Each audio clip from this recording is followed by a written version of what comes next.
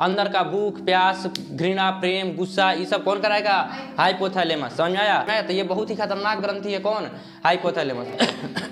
अगर ई एक्टिव हो जाएगा तो पूरा दिमाग को ही क्या कर देगा? डीएक्टिव कर देगा।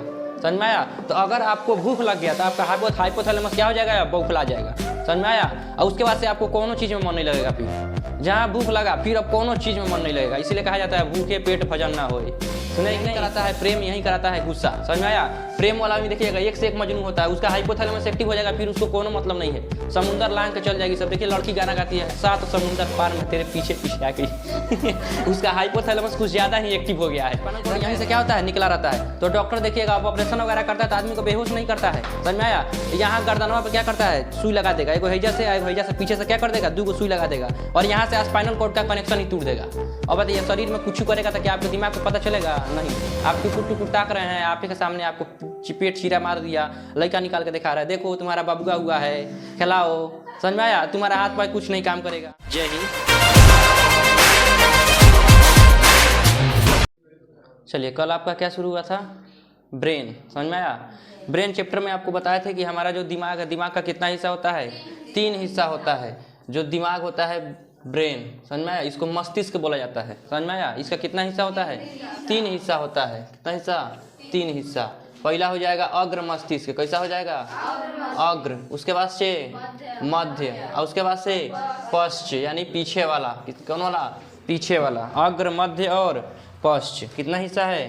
3 हिस्सा है। अग्र, मध्य और पश्च। ब्रेन का कितना हिस्सा? 3 हिस्सा। पहला हो जाएगा अग्र मस्तिष्क, उसके बाद से मध्य मस्तिष्क और तीसरा पश्च मस्तिष्क। अब अग्र मस्तिष्क का कितना हिस्सा है? 3 हिस्सा। कितना हिस्सा है? 3 हिस्सा। पहला हो जाएगा कौन सी? सेरिब्रम। क्या हो जाएगा? सेरिब्रम। दूसरा हो जाएगा थैलेमस। क्या हो जाएगा? थैलेमस। और तीसरा हो जाएगा हाइपोथैलेमस। हाइपोथैलेमस। कितना हिस्सा होता है? 3 हिस्सा होता है। मध्य मस्तिष्क का कितना हिस्सा होता है? 2 हिस्सा होता है। कौन कौन? सेरिब्रल। सेरिब्रल। देखो यहाँ सेरिब्रम है, ये सेरिब्रल है। समझ में आया? तो सेरिब्रल। उसके बाद से कार्पोरा। क्या हो जाएगा? कार्पोरा। कार्पोरा। समझ में आया? पश्च मस्तिष्क का कितना हिस्सा? 2 हिस्सा। कौन कौन? सेरिबेलम। सेरिबेलम। और उसके बाद से medulla oblongata. Medulla oblongata. Oblongata. Medulla oblongata बड़ा एक हाथ का नाम है। समझ में आया? Medulla oblongata. तो टोटल ये हमारा क्या है? ब्रेन है। समझ में आया? इस ब्रेन में से ही निकला होता है स्पाइनल कॉर्ड। क्या होता है? Spinal cord. स्पाइनल कॉर्ड को हम लोग सेकेंड ब्रेन कहते हैं, यानी दूसरा दिमाग किसे कहा जाएगा? स्पाइनल कॉर्ड को।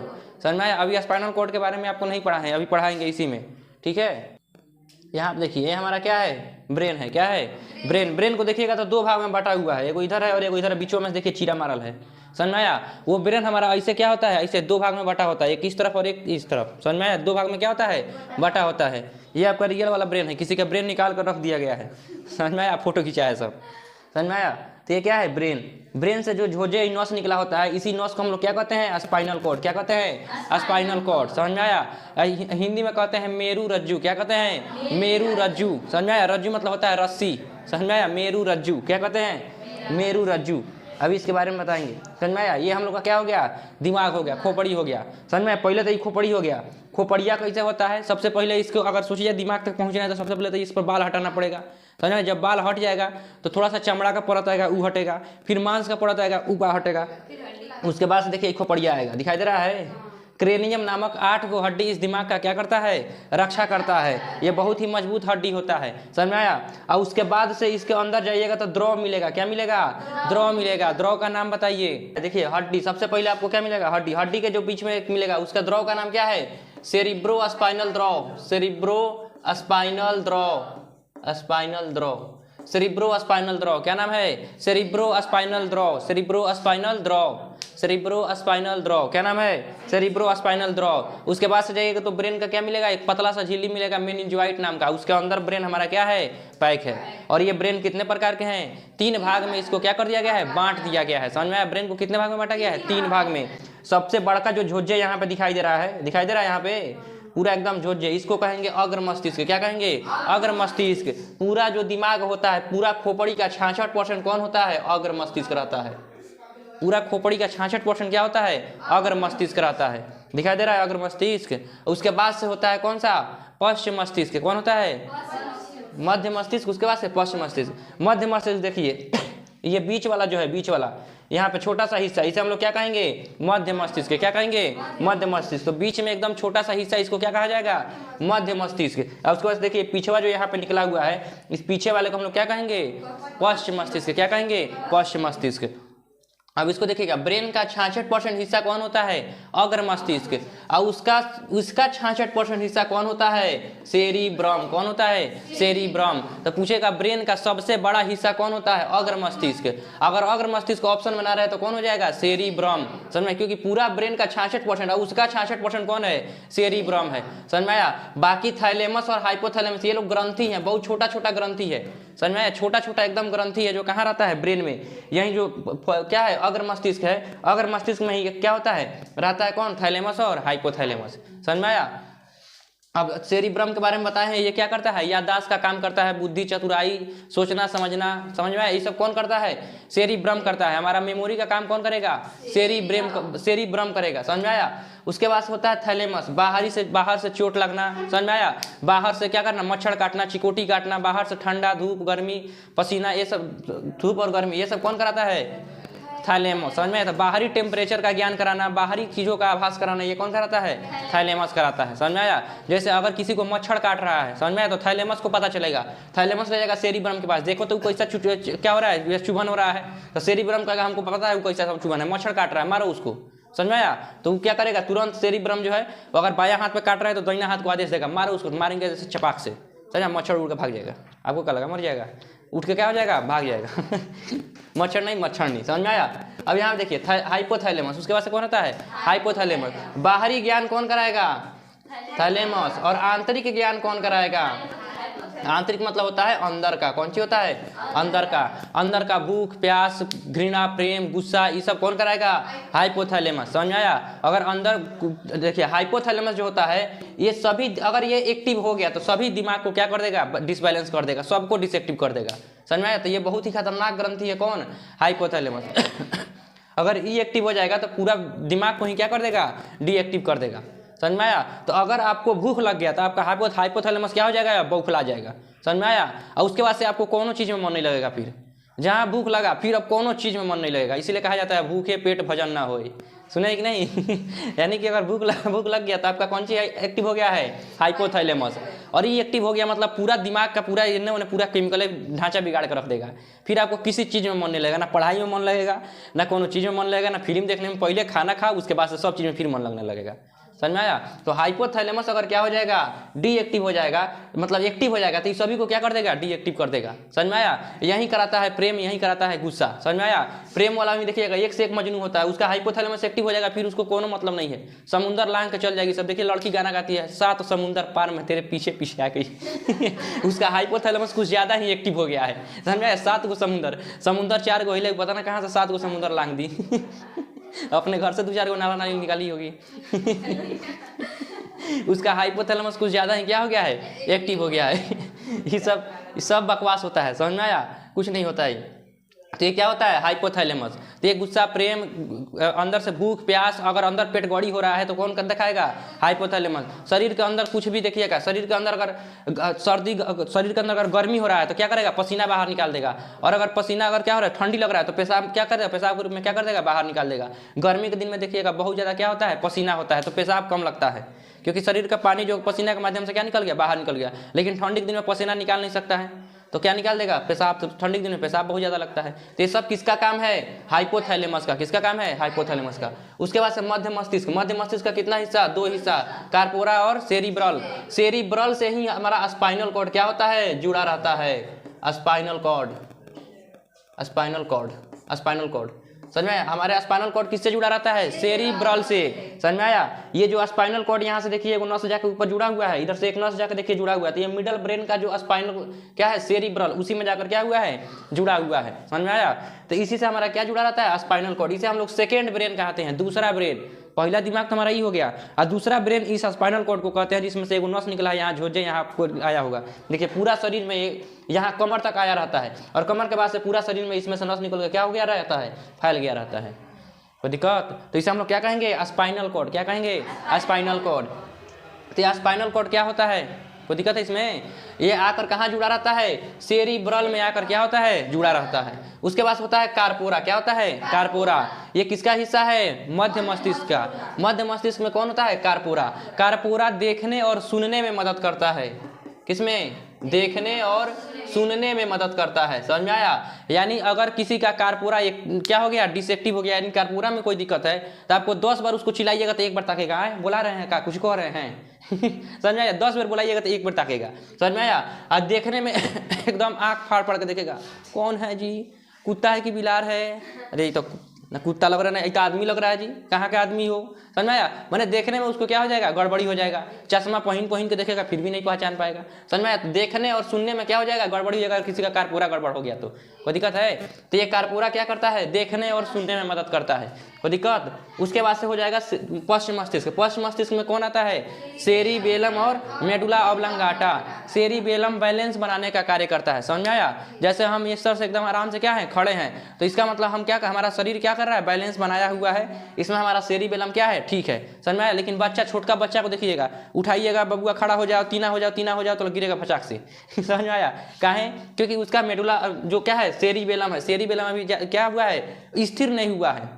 समझ में आया? सेरिबेलम अभी अच्छा से कार्य नहीं कर पा रहा है, और जिस दिन सेरिबेलम अच्छा से कार्य करने लगेगा वो क्या हो जाएगा? स्थिर हो जाएगा। सर्कस में देखिएगा लाठी लेकर रस्सी पर चल जाता है सब, उसका सेरिबेलम बहुत ज़्यादा क्या होता है? तगड़ा होता है, इसलिए वो क्या होता है? रस्सी पर भी चल जाता है। समझ में आया? और दारू पीने के बाद से सेरिबेलम में गड़बड़ा जाता है। समझ में आया? दारू पीने के बाद से क्या गड़बड़ हो जाएगा? सेरिबेलम। समझ में आया? तो सेरिबेलम क्या हो जाता है? गड़बड़ हो जाता है। तो सेरिबेलम देखिएगा वो ढिमलात चलेगा, है हमारी प्रधानमंत्री के दामाद हैं। समझ में आया?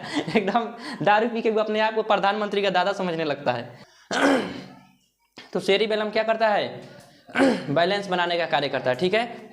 हमारे शरीर में जितने भी ऐच्छिक मांसपेशियां होता है, ऐच्छिक मसल्स, मांसपेशी, समझ में आया? ऐच्छिक मांसपेशी, इन सब पर किसका कंट्रोल होता है? सेरिबेलम का कंट्रोल होता है। किसका? सेरिबेलम। ऐच्छिक मांसपेशी आपको बताए होंगे, जब उत्तक चैप्टर पढ़ा रहे होंगे तो उत्तक में आपको बताए होंगे कि मांसपेशी, मसल्स टिश्यू, समझ में आया? उसमें बताए होंगे हमारे पास 2 प्रकार की मांसपेशियां होती है, कि ऐच्छिक और एक अनैच्छिक। ऐच्छिक उसे कहते हैं जो हमारे इच्छा के अनुसार कार्य करे, अनैच्छिक जिससे वो हमारे इच्छा के अनुसार काम न करे। तो ऐच्छिक जैसे ये हाथ को हम चला रहे हैं तो इसको कंट्रोल कौन कर रहा होगा? सेरिबेलम। समझ में आया? हम पैर से चल रहे हैं तो इस पर कंट्रोल किसका है? सेरिबेलम। जो चीज हम लोग अपने इच्छा के अनुसार क्या कर सकते हैं? कर सकते हैं। गर्दन ऐसे मुड़ाना, ऐसे मुड़ाना, समझ में आया? ये सब कौन करता है? सेरिबेलम। समझ में आया? तो हमारी ऐच्छिक मांसपेशियों को कंट्रोल कौन करता है? सेरिबेलम। हमारे इच्छा के अनुसार जो चीज हम कर सकते हैं उस पर कंट्रोल किसका है? सेरिबेलम। कोई दिक्कत है? तो ये क्या हो जाएगा? सेरिबेलम। समझ में आया? उसके बाद से देखिए मेडुला ऑब्लंगाटा, जितना भी अनैच्छिक मांसपेशियां होती हैं, कैसी? अनैच्छिक, अनैच्छिक मांसपेशी, अनैच्छिक मांसपेशी यानी जो हमारे इच्छा पे कार्य नहीं करती हैं, उन सब पर किसका कंट्रोल है? मेडुला ऑब्लंगाटा का कंट्रोल है। किसका कंट्रोल है? Medulla oblongata. जो जितना भी अनैच्छिक पेशी है, जैसे हृदय का धड़कना, क्या ये हम लोग अपने इच्छा के अनुसार कर रहे हैं? नहीं, ये कौन करा रहा है? Medulla oblongata. भोजन का पचना, मेडुला ऑब्लंगाटा। समझ में आया? हिचकी आना, मेडुला ऑब्लंगाटा। यानी वहाँ पे होता है कौन? एपिग्लोटिक्स पर पढ़ाए थे जब। एपिग्लोटिक्स क्या करता है? हिचकी लाने में मदद करता है। तो एपिग्लोटिक्स को कंट्रोल कौन कर रहा है? Medulla oblongata. समझ में आया? तो जितना चीज हमारे इच्छा पे नहीं चल रहा है, अनैच्छिक मांसपेशियों को कंट्रोल कौन करता है? Medulla oblongata. कोई दिक्कत है ब्रेन में?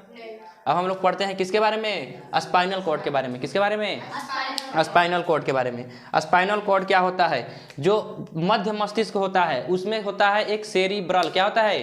सेरिब्रल। सेरिब्रल से झोजे नस निकला होता है। समझ में आया? वो नस इधर कमर तक आया रहता है। समझ में आया?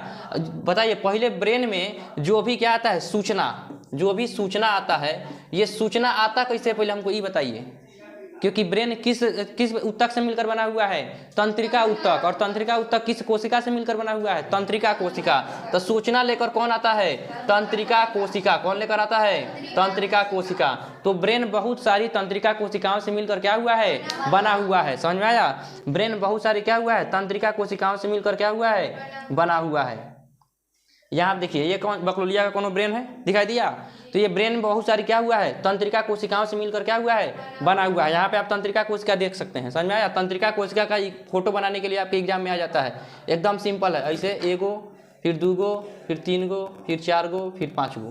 ऐसे 5 को क्या कर दीजिएगा, बना दीजिएगा, और कहीं से एक जगह से क्या निकाल दीजिएगा, पोंछटा निकाल दीजिएगा, और पोंछटा को लाकर इधर नीचे क्या कर देना है, सटा देना है, और फिर इधर सही से क्या कर देना है, निकाल देना है। इसको भी इसमें से ऐसे ऐसे क्या कर देना है, निकाल देना है। इसमें से भी ऐसे ऐसे क्या करना है, निकाल देना है, और इधर से भी ऐसे ऐसे क्या कर देना है, निकाल देना है। बीच में क्या कर देना है, अथी बना देना है, केंद्रक। क्या है, केंद्रक, केंद्रक, केंद्रक कैसे लिखाएगा जी, केंद्रक। क्या हो जाएगा, केंद्रक। तो ऐसे क्या करना है आपको, तंत्रिका का चित्र बनाना है। तंत्रिका में से कुछ ऐसे गया रहता है, ऐसे आप लोग ही बना दीजिएगा।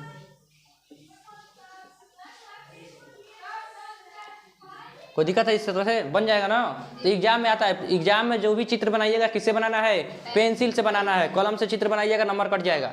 पेंसिल से चित्र बनाना है, किससे बनाना है, पेंसिल से। समझ में आया। तो एग्जाम में चित्र बनाने के लिए आ जाता है, कोई दिक्कत है। इसे क्या कहेंगे, सिनेप्स। बीच में खाली जगह है, बीच में क्या है, खाली जगह, इसे हम लोग नोड कहते हैं। क्या कहते हैं, नोड। समझ में आया। ये खाली जगह में जो सूचना जाता है वो सोडियम के माध्यम से जाता है। किसके माध्यम से, सोडियम के माध्यम से, यानी Na, सोडियम के माध्यम से जाता है। समझ में आया। इसका जो ऊपर वाला, इसको डेंड्राइट कहते हैं। क्या कहते हैं, डेंड्राइट, डेंड्राइट कहते हैं। समझ में आया। और एक जो तंत्रिका कोशिका होती है वो दूसरे तंत्रिका कोशिका से जाकर क्या होती है, जुड़ी रहती है, उसको हम लोग सिनेप्स कहते हैं। क्या कहते हैं, सिनेप्स। देखिए यहाँ पे एक तंत्रिका कोशिका दूसरे तंत्रिका कोशिका, दूसरा तीसरे से, तीसरे से, सभी को तंत्रिका कोशिका आपस में क्या हुआ है, जुड़ा हुआ है। तो इस जुड़ाव को हम लोग क्या कहते हैं, यहाँ पे एक एक्स्ट्रा कोशिका से जाकर जुड़ा होगा, तो इस जुड़ाव को हम लोग क्या कहते हैं, सिनेप्स कहते हैं। क्या कहते हैं, सिनेप्स कहते हैं। कोई दिक्कत है, सिनेप्स इसको कहे, इसको सिनेप्स नहीं बोला जाता है। इस जुड़ाव को क्या कहा जाता है, सिनेप्स कहा जाता है। इसको एक्सॉन कहा जाता है। इसको क्या कहा जाता है, एक्सॉन कहा जाता है। जो बड़का या डंडी है तो गया है, इस डंडिया को क्या कहेंगे, एक्सॉन कहेंगे। क्या कहेंगे, एक्सॉन कहेंगे। कोई दिक्कत है। तो ये हम लोग का क्या हो गया, तंत्रिका कोशिका। तंत्रिका कोशिका का स्वच्छ और नामांकित चित्र बनाने के लिए आप लोग के एग्जाम में क्या होता है, आता है। तो आप इसको खूब बढ़िया किताब में क्या कीजिएगा, देख लीजिएगा। लाओ तो किताब देखिए, आपके किताब में ऐसे क्या हुआ है, बनाया हुआ है। इसमें ऊपर वाले को डेंड्राइट्स, इसके द्रव को साइटन कहा जाता है। इसके अंदर जो द्रव पाया जाता है, कोशिका के अंदर द्रव पाया जाता है कि नहीं पाया जाता है, पाया जाता है। तो इसके अंदर कोशिका द्रव को क्या कहते हैं, साइटन। क्या कहेंगे, साइटन। इसके कोशिका द्रव को साइटन कहेंगे। समझ में आया। इसको एक्सॉन कहेंगे। जो यहाँ पे जो जे पूंछ निकला हुआ है, इस पूंछ को क्या कहेंगे, एक्सॉन कहेंगे। समझ में आया। इसको नोड कहेंगे। खाली जगह को क्या कहेंगे, नोड कहेंगे। ठीक है, बाकी सब ठीक है। इसको सिनेप्स कहेंगे। इतना ही आपको लेके काफ़ी है। ठीक है। तो ये तंत्रिका कोशिका हो गया। ये सभी तंत्रिका कोशिका एक दूसरे से क्या होती हैं, जुड़ी रहती हैं। और ये सभी तंत्रिका कोशिका आप देखिए कैसे आती हैं। सभी तंत्रिका कोशिका आकर किससे जुड़ी रहती हैं, स्पाइनल कॉर्ड से। और स्पाइनल कॉर्ड आकर किससे जुड़ा रहता है, सेरिब्रल से, यानी सूचना दिमाग तक क्या हुआ, पहुंच गया। तो इसका मतलब सभी तंत्रिका कोशिका फाइनली आकर किससे जुड़ जाती हैं, ब्रेन से, यानी दिमाग से क्या होती हैं, जुड़ जाती हैं। हमारे दिमाग से क्या होती हैं, जुड़ जाती हैं। कोई दिक्कत है नहीं। तो अगर कहीं पर भी बताइए, यहाँ पे अगर कोई मच्छर काटता है तो यहाँ का तंत्रिका कोशिका तुरंत क्या करेगी, उसको देखेगी और बिजली के रफ्तार के माध्यम से कहाँ पहुँचा देगी, ब्रेन में, कि यहाँ पे कुछ क्या हो रहा है, काट रहा है, या कोई क्या हो रहा है, चुभन हो रहा है। समझ में आया। जैसे कोई पीछे से चिकोटी काट लिया। समझ में आया। तो आप जब तक हमको शिकायत कीजिएगा, सर जी पीछे से चिकोटी काट रहा है, उससे पहले आपके दिमाग को क्या हो जाएगा, सूचना पहुंच जाएगा कि पीछे से चिकोटी काट रहा है। समझ में आया। तो अगर आप क्या हैं, बलवान हैं, तो सर से शिकायत नहीं कीजिएगा, पीछे पड़े एक बार भांज दीजिएगा, तो उसको जो भी लगना होगा लग जाएगा। समझ में आया। अगर आप कमजोर हैं तो सर से शिकायत कीजिएगा, सर जी चिकोटी काट रहा है, तो सर उसको काटेंगे। कोई दिक्कत नहीं, तो आप दांते काट लीजिएगा। चलो यहाँ देखो। तो ये क्या हो गया, तंत्रिका कोशिका। तो सभी तंत्रिका कोशिका आपस में क्या होती हैं, जुड़ी रहती हैं और बिजली के रफ्तार के माध्यम से क्या पहुंचाती हैं, संवेदना। क्या पहुंचाती हैं, संवेदना का क्या करती हैं, परिवहन करती हैं। संवेदना का परिवहन कौन करता है, तंत्रिका कोशिका। तंत्रिका कोशिका संवेदना का परिवहन। बताइए, यहाँ पे दिखाते हैं आपको फोटो। ये तंत्रिका कोशिका हो गया। क्या हो गया, तंत्रिका कोशिका। तंत्रिका कोशिका शरीर के हर जगह पाया जाता है। शरीर में क्या पाया जाता है, हर जगह पाया जाता है। समझ में आया। तो शरीर में हर जगह क्या पाया जाता है, तंत्रिका कोशिका। तो बताइए, इस हाथ में भी तो क्या आया होगा, तंत्रिका कोशिका। तो इस हाथ का तंत्रिका कोशिका, जैसे इधर कुछ मच्छर उच्छर काटेगा या फिर पैर में कोई चींटी काट रही है, तो पैर में चींटी काटेगी तो देखो पैर तक भी क्या गया है, तंत्रिका कोशिका। और तंत्रिका कोशिका आकर किससे जुड़ा हुआ होगा, स्पाइनल कॉर्ड से। किससे? स्पाइनल कॉर्ड से। तो अगर पैर में मच्छर काटेगा तो सबसे पहले किसको जानकारी होगा? तंत्रिका कोश का। तंत्रिका कोश का किसको भेजेगा? स्पाइनल कॉर्ड को। स्पाइनल कॉर्ड किसको भेजेगा? ब्रेन को। समझ में आया? इस तरह से हमको क्या हो जाएगा? तुरंत पता चल जाएगा। तो ये बिजली का रफ्तार के माध्यम से होता है, बहुत तेजी से। समझ में? मतलब समझिए कि सेकेंड का 100वां हिस्सा, 1 सेकेंड में जो इतना होता है उसका 100वां हिस्सा, इतना फास्ट ये काम होता है। समझ में? इसलिए तुरंत हमको पता चल जाता है क्या कि कोई मच्छर वगैरह क्या हो रहा है? काट रहा है। समझ? जबकि कोई अगर फालिस उलिस मार देता है तो उसका अंग का काम करना बंद कर देता है, फिर उधर कोई चिकोटी काटेगा तो वो पता नहीं चलेगा। इसका मतलब उधर का जो तंत्रिका कोश का है, तंत्रिका कोश का क्या हो गया है? बेहोश हो गया। या तो बेहोश हो गया या तो मर गया। समझ में आया? बेहोश हो जाएगा तो बताइए अब कोई उधर लाकर चाकू घोंपेगा तो बताएगा कि चाकू घोंप रहा है? नहीं। समझ में आया? इसका मतलब ये जो स्पाइनल कॉर्ड है, क्या है? Spinal cord. ये स्पाइनल कॉर्ड के माध्यम से ही शरीर की जितनी भी सारी सूचनाएं हैं वो किसके पास पहुंच रही हैं? ब्रेन के पास पहुंच रही है, दिमाग के पास पहुंच रही है। अगर स्पाइनल कॉर्ड का यहाँ से अगर संपर्क छोड़ा दिया जाए, यहीं से ना निकला है गर्दन के पास से, अगर गर्दन के पास से देखिए जो क्रेनियम नामक 8 को हड्डी होती है वो हमारे इस दिमाग का क्या करती है? रक्षा करती है। लेकिन पिछवा यहाँ पे एक भोंका होता है, इस भोंकवा में क्या होता है? स्पाइनल कॉर्ड नहीं पाया जाता, स्पाइनल कॉर्ड क्रेनियम नामक हड्डी नहीं पाया जाता। इसलिए किसी को भी यहाँ ब्रेन पे पीछे नहीं मारना चाहिए, क्योंकि डायरेक्ट जैसे मारिएगा दिमाग में पूरा झनक जाएगा। समझ में आया? क्योंकि यहाँ पीछे हड्डी नहीं होता है, यहाँ पे दिमाग का रक्षा नहीं हो रहा होता है। समझ में आया? तो यहाँ पे हड्डी नहीं है तो अगर यहाँ पे किसी को मारिएगा तो डायरेक्ट कहाँ चोट लगेगा? पश्च मस्तिष्क पे चोट लग जाएगा। समझ में आया? तो यहाँ पे कभी भी किसी को नहीं मारना चाहिए। हम लोग को बचपन में सर जी निहुरा के यूनियन फटाक से मार देते इसीलिए लग रहा है ज़्यादा लड़का भोंदा निकल गया, इसी की वजह से मार मार के उसका दिमाग कमजोर कर दिए। समझ में? यहाँ पे नहीं मारना चाहिए किसी भी बच्चे को, क्योंकि यहाँ पे क्या होता है? एक नस पाया जाता, यहाँ पे क्या होता है? मतलब हड्डी नहीं पाया जाता है। जो दिमाग को रक्षा करने के लिए जो क्रेनियम नामक हड्डी होता है, ये सब प्लान बना रही है। किसको मारना है? बकलोल, किसी को मत मारना इस पर। इस तरह से लीवर पढ़ा रहे थे तो एगो कह रहा सर जी दाहिना साइड नहीं मारना चाहिए, हम बामा साइड मारेंगे। अब पता नहीं किसको मारने का प्लान बना रहा था वो। चलो आप देखो तो ये क्या हो गया? Spinal cord. स्पाइनल कॉर्ड यहीं से क्या होता है? निकला रहता है। तो डॉक्टर देखिएगा आप ऑपरेशन वगैरह करता है तो आदमी को बेहोश नहीं करता है। समझ में आया? यहाँ गर्दनवा पे क्या करता है? सुई लगा देगा, एगो हैजा से पीछे से क्या कर देगा? 2 सुई लगा देगा और यहाँ से स्पाइनल कॉर्ड का कनेक्शन ही टूट देगा। और बताइए शरीर में कुछ करेगा तो क्या आपके दिमाग को पता चलेगा? नहीं। आप टुकुर टुकुर ताक रहे हैं, आप के सामने आपको पेट चीरा मार दिया, लड़का निकाल के दिखा रहा है, देखो तुम्हारा बबुआ हुआ है, खिलाओ। समझ में आया? तुम्हारा हाथ पैर कुछ नहीं काम करेगा। समझ में आया? तो यहीं पे स्पाइनल कॉर्ड से ही ऑपरेशन करके क्या कर देता है? शून्य कर देता है। समझ में? किसी का ऑपरेशन वगैरह करना है, आराम से चीरा मार देगा, इधर से स्पाइनल कॉर्ड से संपर्क तोड़ देता है। रीढ़ का हड्डी नहीं, गर्दन यहाँ पे। हाँ, गर्दन पर लगाता है। रीढ़ का हड्डी पर लगाएगा तो खाली इधरे का कनेक्शन टूटेगा, यहाँ से कनेक्शन तोड़ना है ना, यहाँ से कनेक्शन। जैसे कि अगर हमको इस रूम का क्या करना है? सप्लाई काटना है, तो वहाँ से एमसीबी है, एमसीबी को गिरा देंगे। रूम के उधर लाइन है लेकिन इस रूम में लाइन रहेगा नहीं, इस रूम का पर्सनली एमसीबी हम क्या कर दिए? गिरा दिए। समझ में आया? जैसे हमको ई बल्ब के साथ कुछ खोल खाल करना है तो हम इस बल्ब का लाइन काटेंगे कि पूरा रूम का लाइन काटेंगे? केवल बल्ब का लाइन काट के बल्ब को चेंज करके फिर लाइन दे देंगे। समझ में? वही करता है डॉक्टर। देख लिया कि स्पाइनल कॉर्ड से ही पूरा शरीर का एक एक अंग क्या हुआ है? जुड़ा हुआ है। तो स्पाइनल कॉर्ड को यहाँ पे सुई देकर स्पाइनल कॉर्ड को ही क्या कर देता है? काट देता है। और सामने चीरा मार के किडनी दिखाता है, देख ले तोरे किडनी है, जा रहे आईफोन खरीदने। समझ में आया? तो ये क्या है? क्या हो जाएगा? Spinal cord. तो स्पाइनल कॉर्ड के माध्यम से ही शरीर की सभी संवेदनाएं कहाँ पहुँचती हैं? दिमाग में पहुँचती हैं, ब्रेन में पहुँचती हैं। अब देखिएगा ये ब्रेन में होता क्या? जो ब्रेन है, दिमाग है, समझ में आया? दिमाग से 12 जोड़ी नसें निकले रहती हैं। कितनी जोड़ी? 12 जोड़ी नसें निकली रहती हैं। समझ में आया? अब यहाँ पे जो भी चीज़ पाया जाएगा सब जोड़ा में पाया जाएगा। समझ में आया? दिमाग से कितना जोड़ा नस निकला रहता है? 12 जोड़ा। दिमाग से 12 जोड़ा, ये दिमाग हो गया। तो दिमाग से टोटल कितना जोड़ी नस निकला रहता है? 12 जोड़ी इधर और 12 जोड़ी, मतलब 12 यानी 12 को इधर और 12 को इधर, यानी टोटल 24 गो नस निकला रहता है। किससे? दिमाग से। देखिए यहाँ पे छोटा छोटा नस निकला हुआ है, दिखाई दे रहा है दिमाग से। तो दिमाग से छोटा छोटा कितना जोड़ी नस निकला रहता है? 12 जोड़ी नस निकला रहता है। और यहाँ स्पाइनल कॉर्ड जो होता है, स्पाइनल कॉर्ड, इस स्पाइनल कॉर्ड से 31 जोड़ी नसें निकले रहती है। कितनी जोड़ी? 31 जोड़ी, यानी 31 को इधर और 31 को इधर। देखिए इधर पूरा इधर स्पाइनल कॉर्ड हो गया। समझ में आया? स्पाइनल कॉर्ड से कितना, यानी मेरू रज्जू से कितना जोड़ी नस निकली रहती है? 31 जोड़ी। यहाँ पे 12 जोड़ी, समझ में आया? और यहाँ पे 31 जोड़ी नसें क्या होती हैं? निकली रहती हैं। समझ में आया? तो ये मेरू रज्जु से कितनी जोड़ी नसें? 31 जोड़ी। और यहाँ से 12 जोड़ी नसें क्या होती हैं? निकली रहती है। तो देखिए ये जो नस हो गया, ये हमारे क्या करता है? अनैच्छिक क्रिया को क्या करता है? मेंटेन करता है। जैसे पलक झपकना, समझ में आया? इस सबको कौन मेंटेन करेगा? Spinal cord. कौन करेगा? Spinal cord. देखिएगा घर पे कभी मम्मी पापा नहीं रहते हैं तो आप लोग घर को क्या करते हैं? संभाल लेते हैं। समझ में आया? तो ये सब कौन करता है? ये 12 जोड़ी नसें करती हैं। अब हम लोग नर्वस सिस्टम के बारे में पढ़ते हैं, किसके बारे में, नर्वस सिस्टम के बारे में। तो ये समझ में आया ब्रेन से कितना जोड़ी नसें निकलती हैं, 12 जोड़ी, और यहाँ से 31 जोड़ी। यहीं पूरे शरीर में क्या हुई है, फैली हुई हैं, और शरीर की पूरी संवेदना को कहाँ लेकर जा रही हैं, ब्रेन तक लेकर जा रही हैं। कोई दिक्कत है इतना में?